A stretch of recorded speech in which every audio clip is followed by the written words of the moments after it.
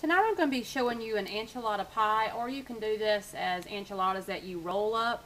I just prefer to do it as a pie because it's easier and it's quicker. But if you like to do them, roll them up, you can do that as well. I'm going to show you the ingredients now. I already have the vegetables on the stove, so if it gets kind of loud, sorry about that. But you can change this up in any way you want.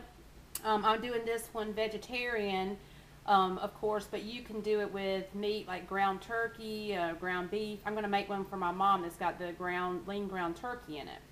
Okay, but I've used black beans, and now I'm going to use refried beans, so you can do whatever you want. Throw anything you like in there. Okay, the first ingredient is this here, this loud mixture.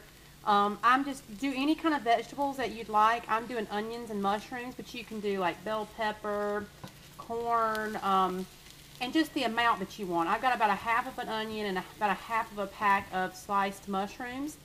And I just have these seasoned with this garlic pepper and salt. But you can put cumin in here, any kind of seasoning that you'd like. If you have maybe some Tony Chachere's, that would be really good in here. Even though that's Cajun, it would still be really good. You can add jalapenos, just whatever vegetables that you like. Now if you're doing meat, you would brown up your meat first, and then you'd put your vegetables in, or you can do it all at once, or you can do it in separate pans, which might be better. But just get your vegetables softened, kind of when the onions are translucent. Just soften it enough because you're going to put it in the oven, but they need to be soft enough. And the meat, just cook it through, just ground meat, or you could do ground chicken or chicken rotisserie that's already cooked, but just make sure your meat's fully cooked before you put it in the pie. Next thing you're going to need is a can of enchilada sauce. Now, I have the medium Old El Paso. You can get this at Target pretty cheap. You can get the green or the regular, and it's really good too. And I'm using refried spicy black bean, okay, let's start this again. Refried beans, this is the spicy fat-free one. And if you're doing it vegetarian, just look in the back, make sure there's no lard in it, which I don't know why any of us would want the lard. I guess it tastes good, but you can do that, or you can do black beans, or maybe pinto beans, or the meat. If you do the meat, you don't have to put the beans unless you want. Then you'll need a can of cheddar cheese soup, or I'm going to use the Fiesta nacho cheese, and I like this better because it gives it a little bit more flavor. And this is just one of the cooking soups from Campbell's. And then a can of Rotel tomatoes, or you can just use the Walmart brand with the diced chilies. Or if you only have regular diced tomatoes, throw some jalapenos in there. Or you could use regular ones and throw a can of these green chilies in there. But, if you don't like it spicy, leave them out. As far as the soup's concerned, well, really this whole recipe, I got this and I've adapted it from my friend Evie. I was in New York and she made them for us, and it was the best enchiladas, and so I decided to make them for myself. And she did cheese ones for me. Now she actually rolled them, but I am not I'm very messy sometimes with cooking, so this is just a lot easier.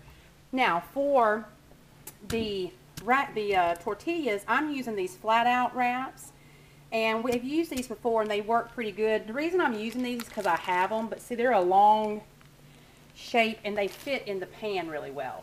So the reason I'm using these is because it's what I have, but I'd like to have like regular tortillas, or the corn tortillas would be good. Any kind you want. You can use the low carb, whole wheat, whatever you'd like. And you're just going to layer this if you're doing it my way. And here is the cheese. This is just a Mexican blend cheese, and you just need a little of this for the layers, but you don't have to put a ton of this on the top, just a little bit. So I would say you need about a cup or so, but just eyeball it. But these are the ingredients, and first thing you do is just soften up your vegetables, whatever you have, or cook your meat. And after it looks about like that, go ahead and preheat your oven to 350 as well, which I haven't done. But you just soften up your vegetables like that. Try to get a lot of the water out if you can, because you don't want your enchiladas to be too soupy. But I'm going to let these finish and I'll be right back. Okay, I had a little taco seasoning left, so I just added that to this mixture, just to add a little bit more flavor to that. Next, you're going to add in your tomatoes. Just try to drain these as well as you can, so there's not too much wetness. Now, what you'll do is if you're using like black beans or pinto beans or meat or all that, you'll add that in now. But I'm using the refried beans and I don't want them to be smushed up in here. I'm going to do them as a layer. But just let this heat a little bit. Just let it heat through. But that's what it should look like. Just kind of a thick mixture. Then you're going to put in your enchilada sauce. And you're just doing 1 can of that. And the small can works the best. I was in New York and I used a big jar.